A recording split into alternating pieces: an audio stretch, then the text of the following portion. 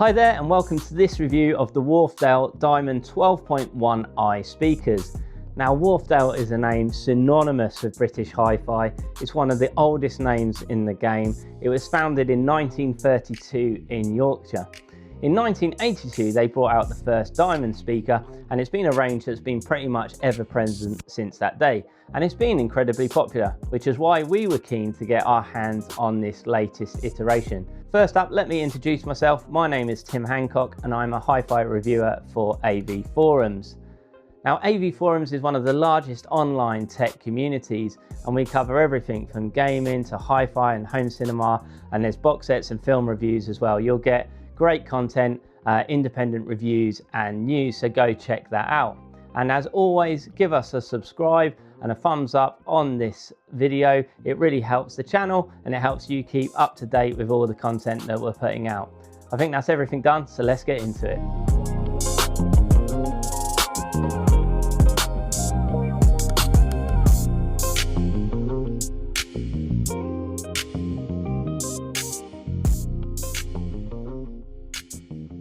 The first thing to note with the 12.1i is it replaces 2020's 12.1.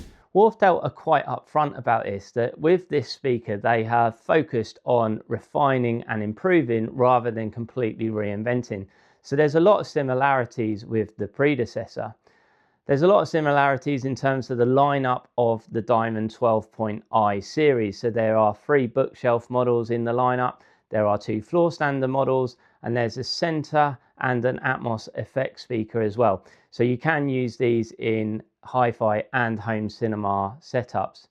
In 2020, Wharfedale teamed up with Karl-Heinz Fink, and they came up with a speaker range that was really well regarded and won several awards. So I'm not surprised that they haven't strayed too far from the chosen path here. So the 12.1i being reviewed here is a two-way design.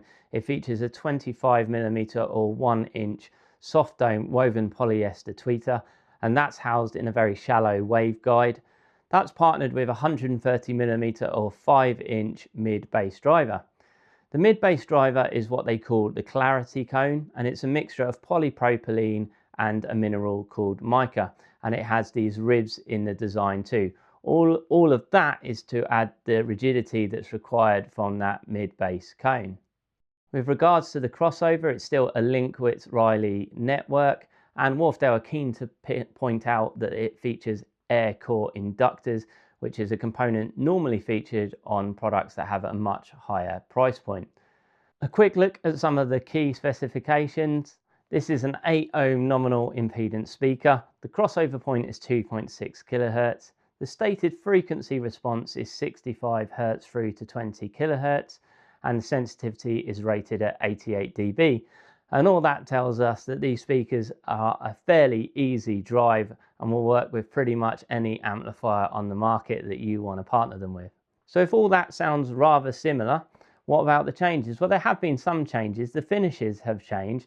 There's a new one that's now called the stone grey finish that seems to be a bit of a combination between the outgoing light oak and white oak finishes. And on the walnut and black models, the walnut that I've got here, the baffles have changed from gloss to this matte finish. And although entirely personal, I think it adds a bit more of a premium look to the speaker, and I really like it. The other notable change that I could spot was it has moved from having twin speaker terminals on the back to just a single wiring arrangement. And wrapping up this section on the specification and design of the Wharfedales, then we also have to note another key similarity with the predecessor, which is it actually retains the same 249 price tag. Now that's quite remarkable. 6 years between the ranges and quite a bit of inflationary pressure. So you can make a very strong case that these represent even better value today than they did back then. But there's nothing cheap about the unboxing experience. In fact, quite the opposite. There's a real good weight and solidness to the speakers as you're getting them out. In the box, there's some magnetic grills if you want to use them, and that means that there's no ugly speaker holes on the front of the speaker. And generally, the whole experience leaves you thinking that this is quite a lot of speaker for 249.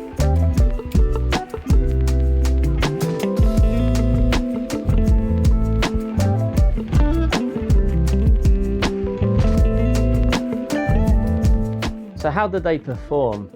Well, for me, the first thing that struck me when using the Wharfedale Diamond 12.1i's is just how room filling and what a scale they've actually got for what is still physically quite a small speaker. And this is because their low end frequency reproduction is actually truly impressive. That's perhaps not that surprising because in the press material supplied with the speaker, Wharfedale indicated their design team spent a lot of time when they were refining and improving, in particular on the airflow control, and that ended up in a redesign of the bass reflex port on the back of the speaker, along with some of the cabinet damping being revised as well. In that regard, I would say it's job done. And it's not just quantity either, it's quality. It's tuneful and fast bass, and it's really, really good. And when you play to that strength, so when you put on some high impact music like Boris Brejcha's Shake It Down, which is an upfront tech house that's got a strong bass line, it does a really good job, particularly if you nudge the volume in the upwards direction. It's really, really quite fun. And that carried across as well with Mystic State's AGK track, which is a drum and bass track. I would say the rhythmic timing and pace, even when that track gets busy, is handled extremely well, and it just hits the way it's meant to. Elsewhere, instruments and vocals are handled in a composed and even-handed way. There's a good level of detail and intelligibility to the various layers of music. Things are given room to breathe. I was listening to Zella Day's cover of Seven Nation Army. That's just an acoustic guitar and her vocal. That acoustic guitar sounds nice and authentic, and the vocal, the reverb around her vocal is presented well and gives you that in the room feel. When I was listening to Leonard Cohen's First We Take Manhattan, that signature gravelly tone that he has is brought across, and those synths are nice and fast and snappy. I've got to say though, coming back to the previous point, it's the overall weight of the sound and the body of the sound that seems the most impressive character here. Having lived with the 12.1i's for some time now and having thrown several genres of music at them, I can state that they are the very definition of easy to live with. That 1-inch tweeter, it never gets harsh at all. In fact, I'd say the speakers are voiced very much in the relaxed zone and the safe zone.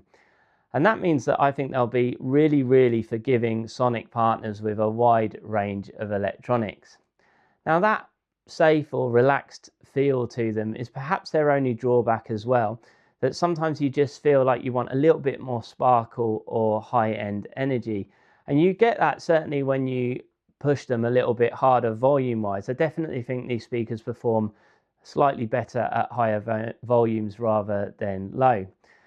The flip side of that safe and relaxed sound though is that there's literally no fatigue at all on long listening, and it also means that they perform really well with a wide variety of source material. So whether you've got a really exceptionally produced track or one that isn't produced quite as well, they're just very musical and they're just very easy to listen to. Shirley Bassey said that diamonds are forever, and it certainly feels like Wharfedale and the diamonds have been around forever. Indeed, in my retail days, it was the Diamond 9.1 then, and we sold an awful lot of them. And it was just that go-to recommendation for anyone that was after their first hi-fi or serious sound system. You could point them in the way of the Wharfedale Diamonds and know that they would be happy. And the 12.1i is absolutely no different. Wharfedale have a winning formula here of producing a really high-quality speaker at a low price point. Now, some manufacturers have exited this end of the market altogether, but the fact remains there is some stiff competition at this price, and some will offer you more energy and excitement at that higher end. But few will be able to match the overall weight and scale of the 12.1i's. Fewer still will be able to do that in such an attractive and well-built cabinet, and barely any will be able to do all of that for under £250. Now I'm left after my time with the 12.1i's thinking that it's just fantastic that there are products of this quality at this price point. Partner this with the Ever Solo Play or the Weem Amp Ultra and you're going to be left with a really capable hi-fi system with awesome sound quality, and that's why these speakers are highly recommended. So that wraps up our video. Let me know what you think in the comments below. I've written up a full review with a little bit more detail in it on the site, so go check that out. And until the next one, keep on grooving.